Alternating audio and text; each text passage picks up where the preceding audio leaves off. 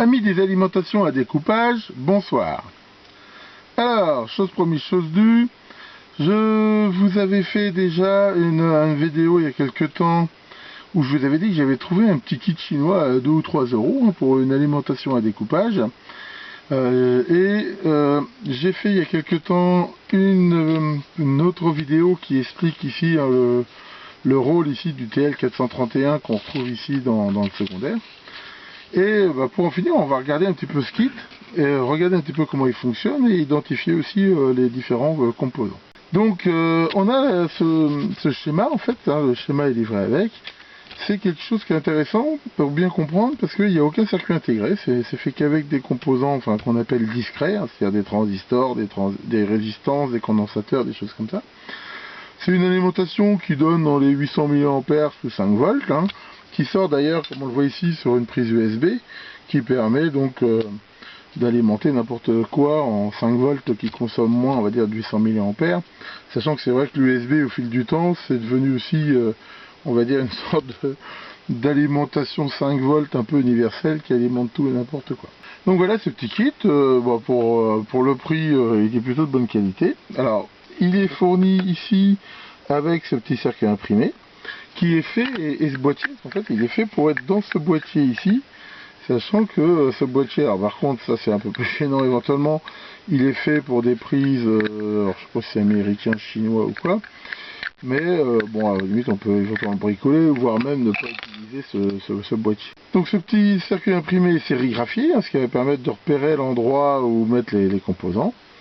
Et ici, il a un vernis épargne, c'est par contre pas de l'époxy, c'est de la bakélite. Alors quelque chose qui est très intéressant et qu'on retrouve sur le schéma et que je vous ai déjà parlé mais qui est vraiment primordial dans les alimentations, c'est qu'il y a le côté secteur ici qui est pas isolé donc par rapport au secteur et donc qui est potentiellement dangereux, d'autant plus qu'ici il y a de la tension continue. Je rappelle qu'une tension continue c'est quelque chose qui est encore plus dangereux qu'une tension alternative, parce que ça crispe les muscles et ça a tendance à serrer, et c'est vraiment un truc à se tuer. Donc soyez très prudent si vous jouez avec, vous faites des mesures et des choses comme ça.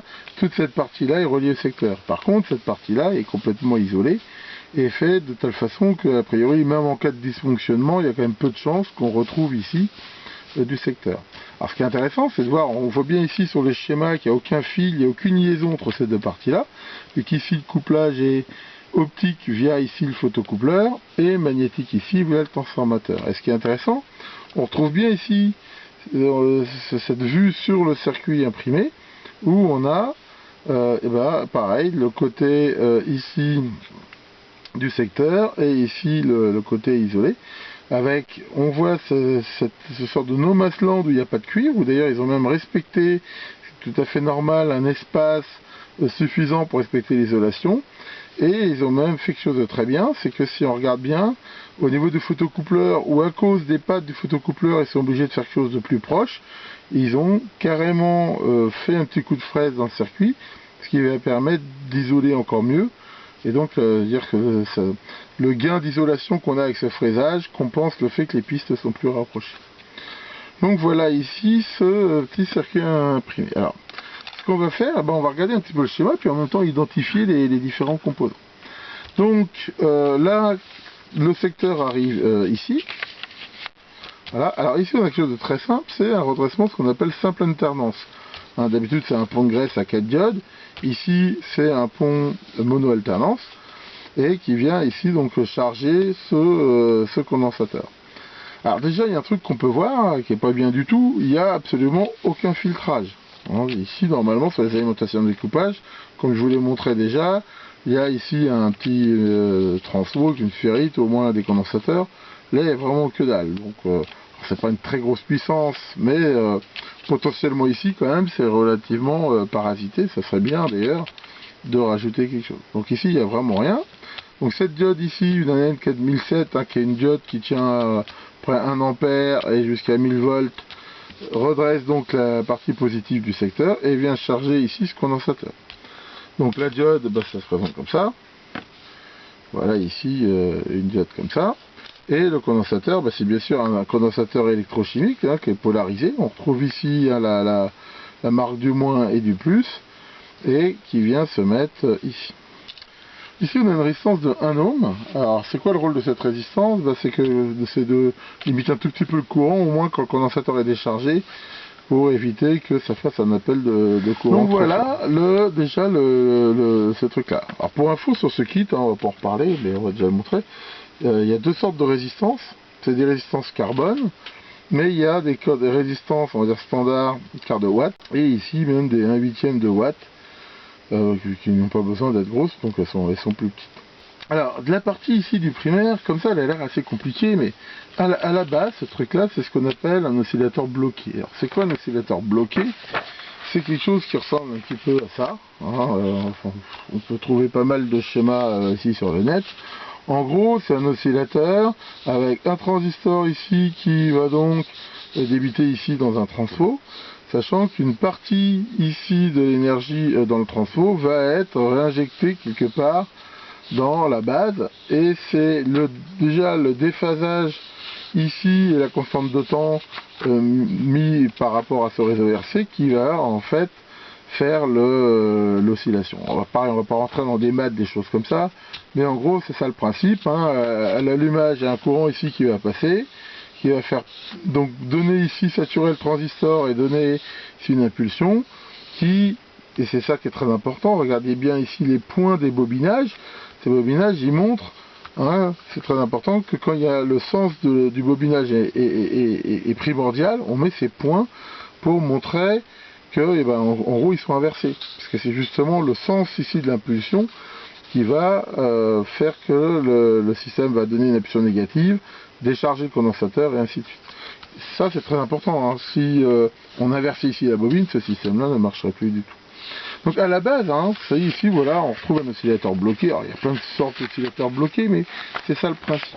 Et on va retrouver ça ici sur le schéma, avec le transistor principal qu'on retrouve ici, qui débite bien dans la bobine. Ce transistor dans le kit, c'est ce modèle-là, ce modèle de puissance qui se présente comme ça. Donc ici le transistor, cette partie-là, ici c'est ce qu'on appelle un snubber, c'est quelque chose qui fait que quand le transistor coupe dans la bobine, c'est pour éviter, c'est une sorte de filtre antiparasite, enfin c'est quelque chose qui va éviter la surtension ou d'avoir trop d'oscillations par rapport à ça.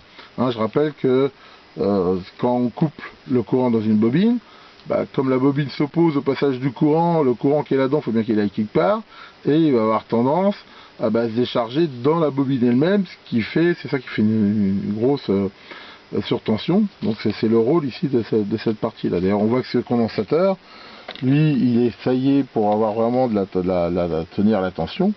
Donc c'est un condensateur ici céramique qui est donné pour, c'est marqué dessus, non, c'est pas marqué dessus, mais on voit déjà sa taille qu'il doit tenir quand même au moins un peu plus même que la tension secteur. Donc on retrouve bien ici cette partie-là. Ensuite, le système donc de rétroaction se fait par ce bobinage ici. On voit que ce transfo, en fait, il a 3 bobines. Ça, c'est la bobine principale donc, dans laquelle passe le courant. Ça, c'est la bobine, comme on l'a vu sur l'oscillateur bloqué, c'est celle qui correspond ici à secondary. C'est celle qui, via ici le système, va réinjecter avec cette constante de temps, ici le condensateur, le système. Donc on va dire tout ça, là, on retrouve notre oscillateur bloqué de tout à l'heure. Et ça se met à osciller. Comme ça oscille, il y a aussi ici ce troisième bobinage, qui est celui qui est intéressant, parce que ce bobinage-là, c'est lui qui va fournir l'énergie au secondaire. Donc là, on retrouve que sur ce secondaire-là, cette diode ici, qui est une diode Schottky, qui est rapide. Ici, c'est important qu'elle soit rapide, parce que ce truc-là, ça aussi la très grande vitesse. Là, c'est du 50 Hz, là, c'est pas du tout du 50 Hz. Ici, on va avoir une fréquence élevée. C'est tout l'intérêt des lignes de découpage. Regardez la taille de ce transfo. Si on voulait faire un transfo qui tient 200 volts, 800 mA, il serait beaucoup plus gros.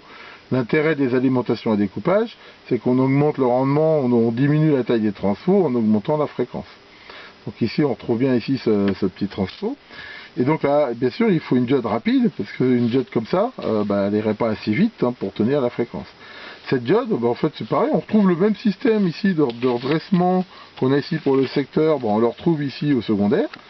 Donc cette diode, elle redresse la tension et vient charger ici ce condensateur de filtrage. Bon, ici c'est tout bête, il y a une LED, c'est pour montrer que ça marche. Et ici, alors, je vais pas revenir dessus, on retrouve ce système avec un TL431, hein, ceux qui veulent pourront regarder la vidéo que j'ai faite il n'y a pas longtemps là-dessus, qui va donner ici l'information de rétroaction au système. C'est-à-dire en fait, en gros, on va dire, dès que la tension ici elle dépasse 5 volts, en gros, hein, je simplifie, ça va ici illuminer la LED de ce photocoupleur, hein, ce photocoupleur il ressemble à ça, voilà. Et ce photocoupleur, et ben, grâce à ce système et à ce transistor, c'est lui qui va, en fait, si on regarde bien, quelque part, court-circuiter la base du transistor pour le calmer un petit peu. On peut voir ça comme ça, hein.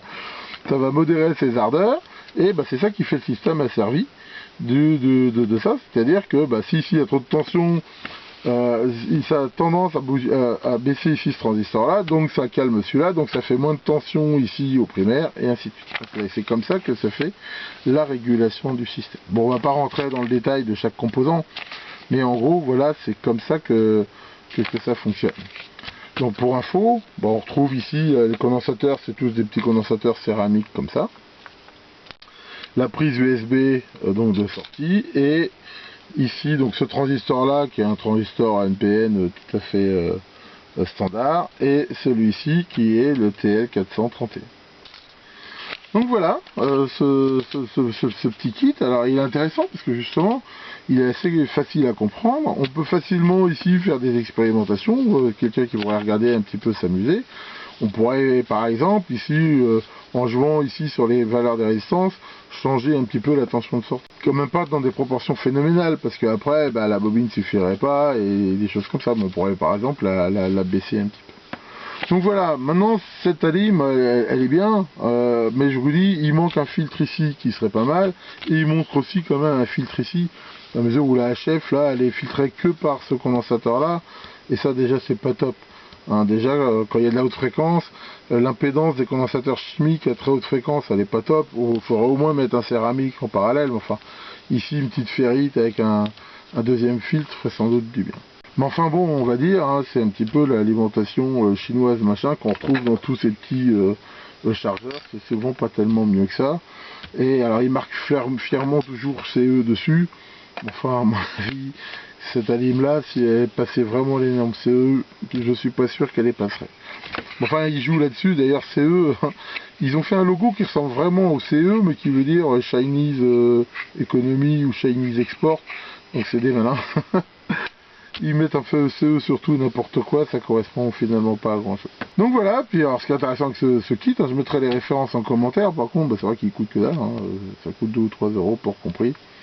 Ça vaut pas le coup de se priver, par contre, et je terminerai là-dessus, je rappelle si vous faites ça, ici il y a de la Haute-Bourg, si ici il y a quelque chose qui va pas, il n'y a pas de résistance ici qui décharge ce condensateur là, donc on branche, ça marche pas, on débranche, ce condensateur là il va rester chargé un moment en haut.